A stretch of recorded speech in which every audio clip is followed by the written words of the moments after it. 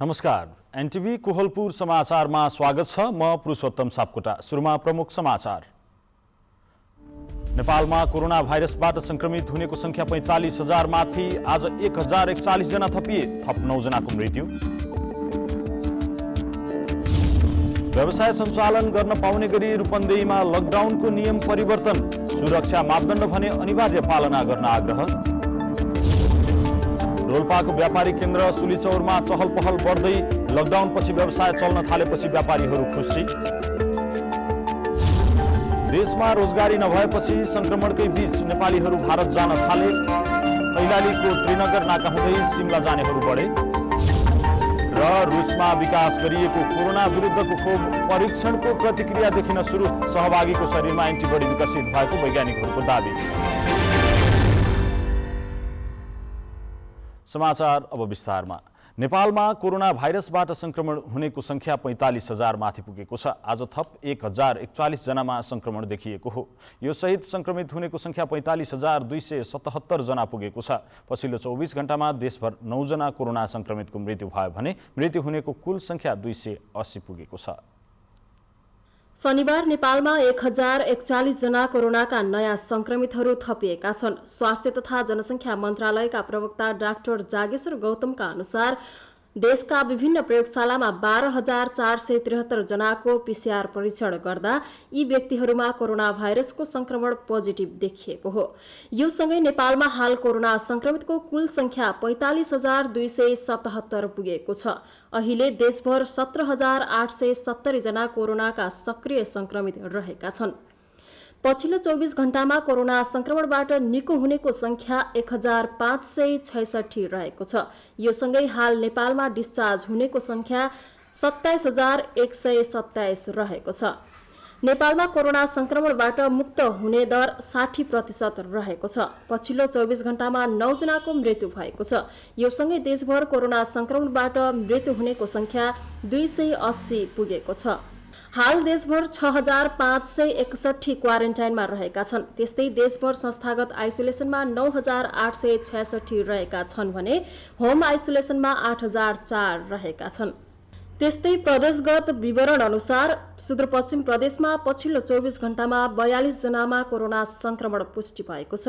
यो सँगै कुल कोरोना संक्रमितको संख्या 6,018 रहेको छ। सुदूरपश्चिम प्रदेशमा हालसम्म निको भई घर फर्किनेको संख्या 5,298 पुगेको छ भने मृत्यु हुनेको हालसम्म संख्या 11 रहेको छ। क्वारेन्टाइनमा रहनेको संख्या 1,032 रहेको छ। सुदूरपश्चिम प्रदेशमा संस्थागत आइसोलेसनमा 772 रहेका छन् भने होम आइसोलेसनमा 157 जना रहेका छन्। त्यस्तै कर्णाली प्रदेशमा पनि पछिल्लो 24 घण्टामा 9 जनामा कोरोना संक्रमण पुष्टि भएको छ। यो सँगै कोरोना संक्रमितको कुल संख्या 2,598 रहेको छ। पछिल्लो 24 घण्टामा कर्णाली प्रदेशमा 42 जना निको भई घर फर्किएका छन्। यो सँगै डिस्चार्ज हुनेको संख्या 2,281 पुगेको छ। हालसम्म कर्णाली प्रदेशमा कोरोना संक्रमणबाट मृत्यु हुनेको संख्या 6 रहेको छ। त्यस्तै क्वारेन्टाइनमा 418 जना रहेका छन्। कर्णाली प्रदेशमा संस्थागत आइसोलेसनमा 330 रहेका छन् भने होम आइसोलेसनमा 36 जना रहेका छन्। अन्जु चौधरी, एनटिभी कोहलपुर। समुदाय स्तरमा कोरोना संक्रमण नियन्त्रण गर्न रूपन्देही प्रशासनले आज राति 12 बजेसम्म जिल्लामा लागू गरेको लकडाउन खुकुलो बनाउँदै लकडाउनको अवधि 1 साताका लागि थप गरेको छ। लामो समयदेखिको बन्दाबन्दीले जनजीवन प्रभावित भएपछि जिल्ला प्रशासन कार्यालय रूपन्देहीले व्यापार व्यवसाय बिहान 11 बजेदेखि बेलुकी 6 बजेसम्म खोल्न पाउने व्यवस्था गरेको छ। दैनिक उपभोग्य वस्तु र सेवा भने बिहान 9 बजेसम्म र बेलुका 5 बजेदेखि बेलुकी 7 बजेसम्म खुला हुन पाउनेछन्। व्यापार व्यवसायलाई बिहान 11 बजेदेखि बेलुकी 6 बजेसम्म सञ्चालन गर्न दिने र सरकारी कार्यालयमा भिडभाड नहुने गरी सुरक्षा तथा स्वास्थ्य सुरक्षा सम्बन्धी मापदण्ड पालना गरी सेवा प्रवाहको व्यवस्था मिलाउन भनिएको छ। बैंक तथा वित्तीय संस्थाहरूले स्वास्थ्य सुरक्षा मापदण्ड पालना गरी भिडभाड नहुने व्यवस्था मिलाएर नियमित सेवा दिन सक्ने प्रमुख जिल्ला अधिकारी महादेव पन्तले बताउनुभयो। तर उद्योग व्यवसाय अन्तर्गतका नेपाल सरकारले तोकेको उद्योग वाणिज्य तथा आपूर्ति क्षेत्रले अपनाउनु पर्ने सुरक्षा मापदण्ड तथा स्वास्थ्य सुरक्षा सम्बन्धी मापदण्ड विपरीतका काम गर्न भने रोक लगाइएको छ। प्रशासनले उद्योग व्यवसाय सञ्चालनका लागि स्वास्थ्य मापदण्ड विपरीत श्रमिक तथा कामदार उसार पुसार गर्न र गैरकानुनी रूपमा नेपाल भारत आउन जान पनि रोक लगाएको छ। स्वाब परीक्षण गरिरहेको राप्ती स्वास्थ्य विज्ञान प्रतिष्ठानले माथिको निर्देशन भन्दै पालिकाहरूले पठाएको स्वाबको रिपोर्ट जिल्लामा सरोकार राख्नेलाई दिन छोडेको छ, जसले गर्दा कोरोना संक्रमितहरूको पहिचान गरी समयमै व्यवस्थापन गर्न गाह्रो भएको पालिकाहरूले जनाएका छन्। परीक्षणको रिपोर्ट सार्वजनिक गर्नुअघि सम्बन्धित पालिकालाई जानकारी दिँदै आएको राप्ती स्वास्थ्य विज्ञान प्रतिष्ठानले मन्त्रालयबाट निर्देशन आएपछि केन्द्र र प्रदेशमा मात्रै परीक्षणको रिपोर्ट पठाउने गरिएको जनाएको छ। पालिकाहरूलाई सङ्घ र प्रदेशले जानकारी गराउने परिपत्र आएपछि जिल्लाका सरोकारवालालाई जानकारी दिन छाडेको प्रतिष्ठानले जनाएको छ। स्वास्थ्य मन्त्रालयको पछिल्लो निर्देशन पालिकाहरूका लागि भने टाउको दुखाइको विषय बनेको छ। आफूहरूले सङ्कलन गरेर पठाएको स्वाबको रिपोर्ट समयमै नआउँदा संक्रमितलाई व्यवस्थापन गर्न गाह्रो भएको घोराई उपमहानगरपालिकाको स्वास्थ्य महाशाखाले जनाएको छ। समयमै जानकारी नआउँदा संक्रमितलाई आइसोलेट गर्न ढिला हुने भएकाले संक्रमण झन बढ्ने खतरा भएको उपमहानगरका स्वास्थ्य महाशाखा प्रमुख नारायण घरती बताउनुहुन्छ। परीक्षण गरिएका रिपोर्टहरू सोझै स्वास्थ्य मन्त्रालयमा पठाउने र स्वास्थ्य मन्त्रालय मार्फत प्रदेश मन्त्रालय हुँदै जाने स्वास्थ्य कार्यालय हुँदै स्थानीय तहहरूमा दिने जुन किसिमको प्रक्रिया आएको छ, यसले यो सिस्टमले गर्दाखेरि हामीहरूलाई बिरामीहरूलाई समयमै व्यवस्थापन गर्न गाह्रो भएको छ। जिल्ला स्वास्थ्य कार्यालय दाङले पनि परीक्षण रिपोर्ट समयमा नआउँदा जिल्लामा संक्रमितको बारेमा जानकारी पाउन समस्या भएको बताएको छ। कार्यालयका कोरोना फोकल पर्सन कमल चन्दले जिल्लामा परीक्षणको रिपोर्टका बारेमा समयमै जानकारी नआउँदा संक्रमित बिरामीलाई समयमै आइसोलेसनमा राख्न, निको भएकालाई घर फर्काउन र क्वारेन्टाइनमा बसेकाहरूको बसाइ लम्बिने जस्ता समस्या थपिएको बताउनुभयो। अब हाम्रो दाङमा चाहिँ कतिजना बिरामीहरू नयाँ बिरामी आज थपिए होइन, कतिजना चाहिँ नयाँ सङ्क्रमित थपिए, कुन पालिकाको थियो र त्यसलाई चाहिँ हामीले कसरी चाहिँ रेस्पोन्स गर्ने भन्ने कुरामा चाहिँ एकदमै चाहिँ अप्ठ्यारो भएको छ। पछिल्लो समय समुदायमा कोरोना संक्रमण फैलिन थालेपछि जिल्लाभर लकडाउन गरी परीक्षण बढाइएको दाङका 10वटै पालिकाहरूले बताएका छन्। सन्तोष सुवेदी, नेपाल टेलिभिजन, प्रदेश नम्बर 5, दाङ। राम्रो आम्दानी गरिरहेका घरवास अर्थात् होमस्टे सञ्चालकहरू पनि कोरोना महामारीका कारण जारी लकडाउनले आर्थिक मन्दी खेपिरहेका छन्। होमस्टेहरूमा विगतको जस्तो न पाहुनाहरूको चहल पहल छ न आर्थिक आम्दानी नै। यसै सन्दर्भमा आज हामीले बाँके स्थित गावर क्षेत्रमा होमस्टे सञ्चालन गरिरहेका केही सञ्चालकहरूलाई कोरोना महामारीले कस्तो प्रभाव पारेको छ त भनेर सोधेका छौँ। हेरौँ उनीहरूको भनाई आजको आवाजमा।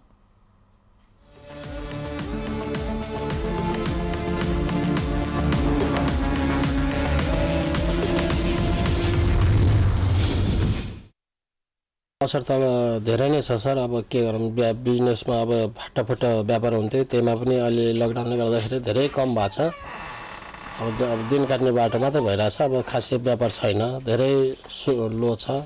यो कोरोनाका कारणले गर्दाखेरि होमस्टेका सम्पूर्ण गतिविधिहरूमा चाहिँ असर परेको छ, जसले गर्दाखेरि चाहिँ आर्थिक गतिविधिहरू शून्य भएको अवस्था छ। पर्यटकहरूको आगमन हिँडडुल सम्पूर्ण गतिविधिले के अरे बन्द भएको कारणले गर्दाखेरि कोरोनाका कारणले जीवनयापन साधारण जीवनयापन गर्नका लागि पनि कष्टकर अवस्था चाहिँ सिर्जना गरेको छ। लकडाउनले धेरै प्रभाव पारेको छ हामीसँग, किनभने लकडाउनले गर्दा बाहिरको मान्छे पनि आउन सक्दैन, अब यताको मान्छे पनि बाहिर जान सक्दैन। त्यो हिसाबले लकडाउनले एकदम धेरै चाहिँ एकदम प्रभाव पारेको छ। कुनै अब यो व्यवसायलाई नचल्ने हिसाब पनि छ, अब व्यवसाय चलेको पनि छैन। त्यो हिसाबले हामीले एकदम यो लकडाउनले गर्दा साह्रै चाहिँ होमलोन पारेको छ। प्रभाव त धेरै परेको छ होइन, मान्छे आउँदैनन्, हामीहरूलाई सबै मिलाउनै अप्ठ्यारो छ। जस्तै ठाउँबाट लोन लगिया छ, उधारो सामान झाडिया छ डिलरहरूबाट, डिलरलाई दिनुपर्ने, उता ब्याङ्कको ब्याज, सबै अप्ठ्यारै भएको छ भनौँ चलाउन। अब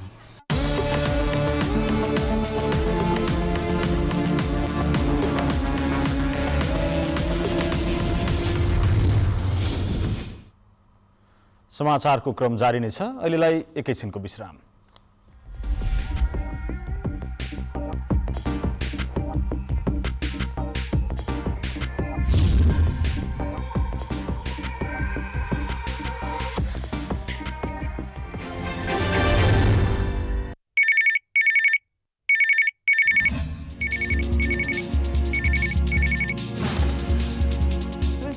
Every Saturday after 5 p.m. news only on NTV Kohalpur.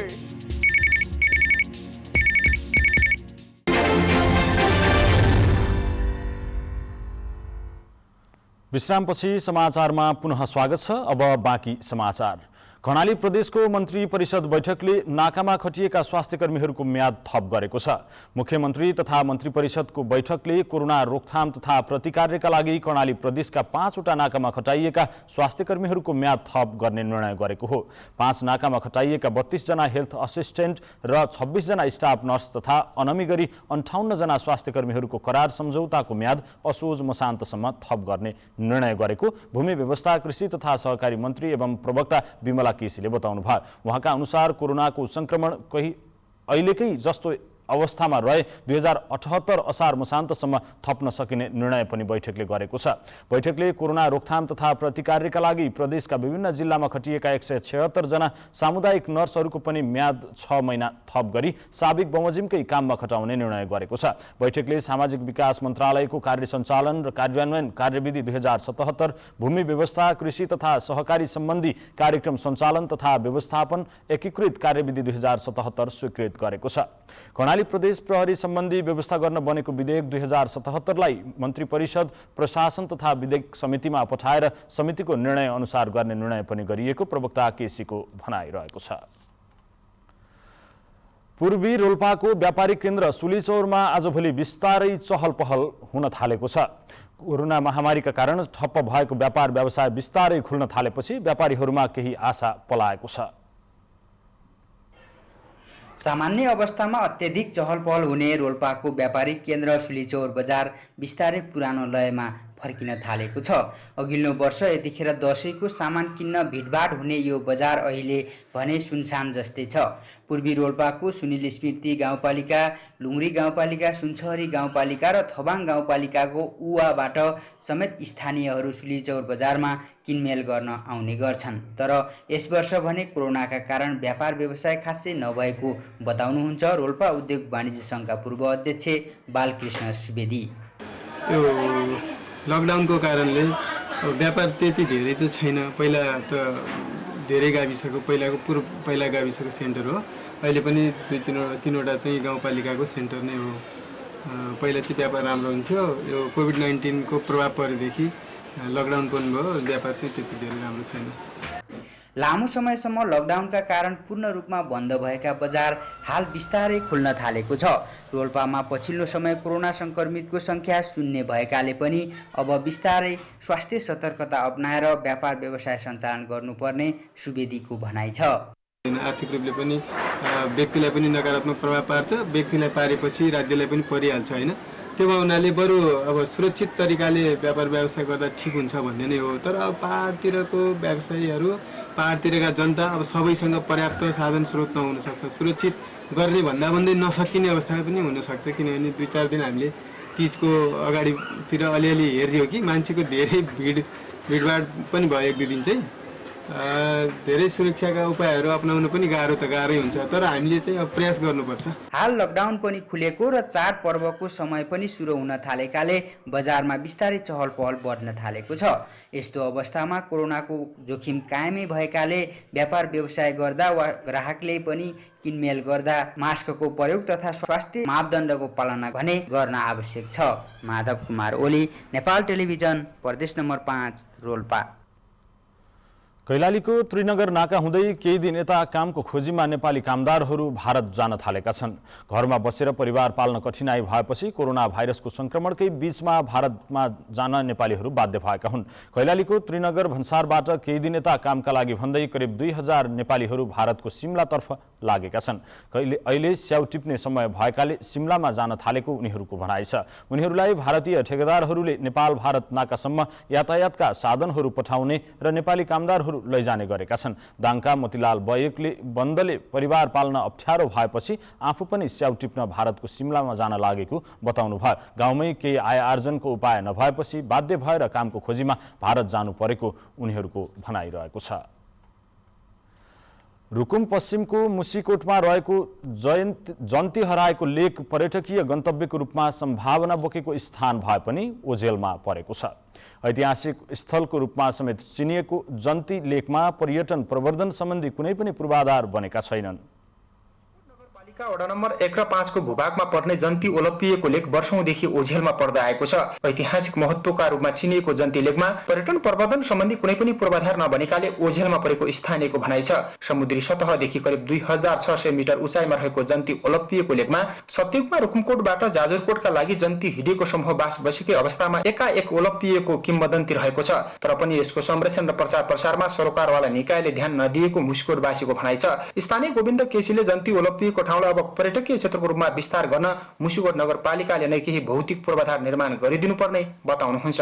सदरमुकामको छेउछाउमै भएका यस्ता राम्रा स्थलहरूलाई अलिकति हाम्रो स्थानीय सरकारले नजर गरिदिएपछि केही हाम्रो स्थानीय मान्छेहरूलाई यहाँको मान्छेहरूलाई राम्रो हुने जस्तो म देख्छु। जन्ती ओलपिएको स्थानका रूपमा परिचित यो लेक पछिल्लो समय जन्ती बस्ने डाँडाका रूपमा चिनिएको छ। तर यो क्षेत्रका बासिन्दाले भने जन्ती ओलपिएको स्थानको संरक्षण नभएकै कारण यसको ऐतिहासिक महत्त्व हराउन थालेको प्रति चिन्ता व्यक्त गर्दै आएका छन्। मुस्कोट नगरपालिकाले भने जन्ती ओलपिएको लेकलाई पर्यटन क्षेत्रको रूपमा विकास गर्न भ्यू टावर निर्माण, प्रतीक्षालय, पदमार्ग लगायतका विभिन्न संरचनाहरू निर्माण गरिने बताएको छ। हामीले त्यो ठाउँको विकास गर्नका लागि त्यो एकदमै भ्यू टावरको लागि त्यहाँबाट हामीले विभिन्न हाम्रा अरू छिमेकी पालिकाहरूको पनि दृश्य अवलोकन गर्न सक्ने अवस्था छ।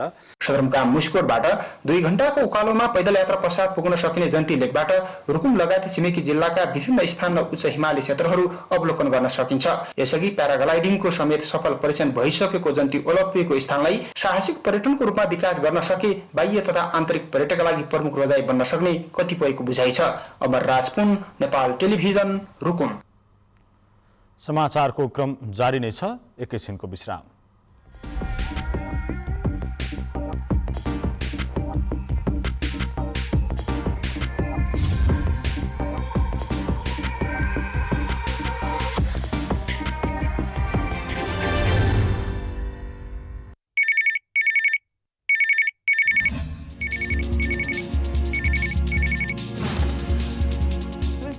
Every Saturday after 5 p.m. news only on NTV Kohalpur.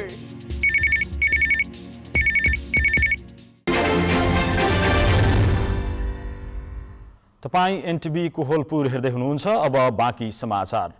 पछिल्लो समय कपिलवस्तुमा व्यावसायिक रूपमा पशुपालन गर्नेहरूको संख्या बढेको छ। सरकारले कृषकलाई दिने सुविधामा वृद्धि भएपछि गाई, भैँसी, बाख्रा तथा बङ्गुर लगायतका पशुपालनलाई व्यावसायिक बनाउने कृषकहरूको संख्या बढ्दै गएको हो। पशु बाली, पशु बीमा सहित सरकारी सेवा र अनुदानमा सरकारले कार्यक्रम सञ्चालन गरेपछि निर्वाहमुखी छोडेर व्यावसायिक पशुपालनमा लाग्न थालेको बुद्धभूमि कृषि तथा पशुपालन फर्मका सञ्चालक जगत प्रसाद खनालले बताउनु भयो। पछिल्लो समय युवाहरूलाई स्वरोजगार बन्नका लागि व्यावसायिक पशुपालन राम्रो माध्यम बनेको पशु सेवा कार्यालय बुद्धभूमिका प्रमुख लक्ष्मणलाल श्रीवास्तवले बताउनु भएको छ। पशु सेवा कार्यालयका अनुसार कपिलवस्तुमा घरपालुवा पशुपक्षीको फर्म संख्या 1050 रहेको छ। अब अन्तर्राष्ट्रिय समाचार। रुसमा विकास गरिएको कोरोना भाइरस विरुद्धको खोपको प्रारम्भिक परीक्षणका क्रममा खोप लगाएका मानिसहरूमा रोग प्रतिरोधी प्रतिक्रिया देखिन सुरु भएको रुसी वैज्ञानिकहरूले बताएका छन्। उक्त खोपका बारे पहिलो प्रतिवेदन सार्वजनिक गर्दै रुसी वैज्ञानिकहरूले त्यस्तो बताएका हुन्। प्रतिवेदनमा जनाइए अनुसार खोप परीक्षणमा सहभागी भएका सबैको शरीरमा एन्टिबडी विकसित भएको र गम्भीर खालका कुनै पनि नकारात्मक प्रभावहरू देखिएका छैनन्। तर विज्ञहरूले सानो स्तरमा खोप परीक्षण गरिएकाले यसको पूर्ण प्रभावकारिता र स्वास्थ्य सुरक्षा साबित गर्नका लागि पर्याप्त नहुने बताएका छन्। उनीहरूले रुसले छोटो समयभित्रै खोप तयार गरेको भन्दै चासो पनि व्यक्त गर्दै आएका छन्। रुसी सरकारले गत महिना कोरोना भाइरस विरुद्धको सो खोप स्थानीय रूपमा प्रयोग गर्नका लागि अनुमति प्रदान गरेको थियो। त्यसरी खोपको प्रयोगलाई सरकारी अनुमति दिने रुस विश्वमै पहिलो देश हो। यसैबीच विश्व स्वास्थ्य संगठनले कोभिड-19 विरुद्धको खोप निस्केपछि पनि आगामी वर्ष सन् 2021 को मध्यसम्ममा मात्र उपलब्ध हुन सक्ने बताएको छ। विश्व स्वास्थ्य संगठनका प्रमुख वैज्ञानिकले यो खोप आइसकेपछि पनि ठूलो मात्रामा बजारमा आउनका लागि कम्तीमा पनि आगामी वर्षको मध्यसम्म लाग्न सक्ने आकलन गरिएको छ। अब आर्थिक समाचार।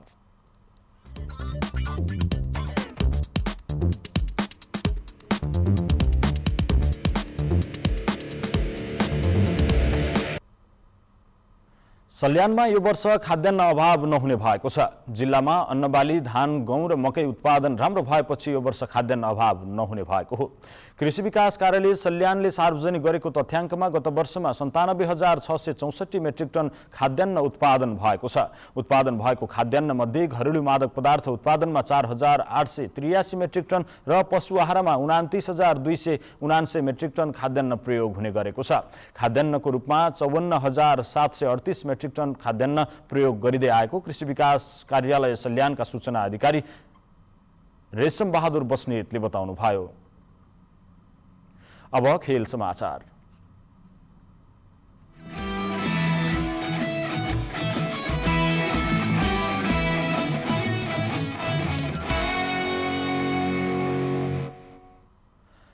सन् 2030 को एसियाली खेलकुद प्रतियोगिता आयोजनामा दाबी पेश गरेको कतारले खेलको आधिकारिक लोगो र नारा सार्वजनिक गरेको छ।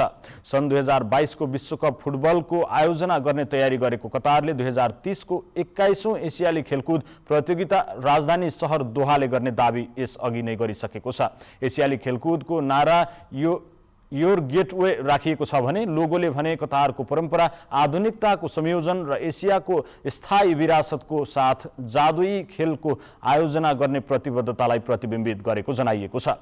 कतारको पछिल्लो 15 वर्षमा विश्वका ठूला खेल प्रतियोगिताको सफल आयोजना गरिसकेको छ। कतारले सन् 2022 को विश्वकप फुटबल आयोजना गर्दैछ। विश्वकप फुटबलका निम्ति ठूलो खेल पूर्वाधार निर्माण लगभग सम्पन्न गरिसकेको छ। कतारमा खेलकुद आयोजना गर्न अत्याधुनिक संरचनाहरू तयारी अवस्थामा छन्। अब ओलम्पिक काउन्सिल अफ एसियाको नोभेम्बर 30 मा बस्ने साधारण सभाले आयोजक राष्ट्र छान्नेछ।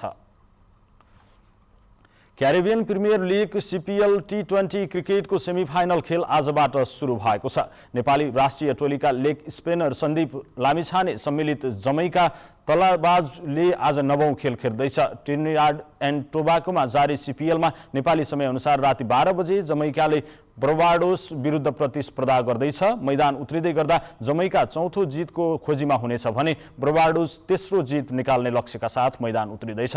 यस अघिको भेटमा जमैकालाई बार्बाडोसले 36 रनले पराजित गरेको थियो। जमैका सामु अघिल्लो खेलमा भोगेको पराजयको बदला लिने अवसर प्राप्त हुनेछ। सन्दीपले यस सिजनमा निकै उत्कृष्ट बोलिङ प्रदर्शन गर्दै आएका छन्। सन्दीप 7 इनिङमा 10 विकेट लिन सफल भएका छन्। सन्दीप प्रतियोगितामा सर्वाधिक विकेट लिने खेलाडीको 6औं स्थानमा छन्। यस्तै उनी आफ्नो टिमबाट सर्वाधिक विकेट लिने दोस्रो खेलाडी हुन्। अब मौसम।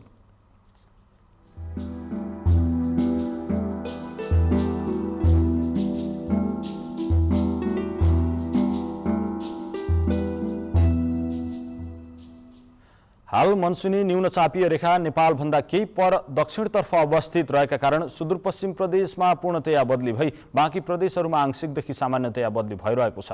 प्रदेश 5 र सुदूरपश्चिम प्रदेशका थोरै स्थानहरूमा हल्का वर्षा भइरहेको छ। आज दिउँसो देशभर सामान्यतया बदली रही केही स्थानमा मेघगर्जन र चट्याङसहित हल्कादेखि मध्यम वर्षा भयो भने सुदूरपश्चिमका केही स्थानमा भारी वर्षा समेत भयो। आज राति प्रदेश 5 का 1-2 स्थानमा भारी वर्षाको सम्भावना रहेको छ। अब मौसम सम्बन्धी थप विवरण।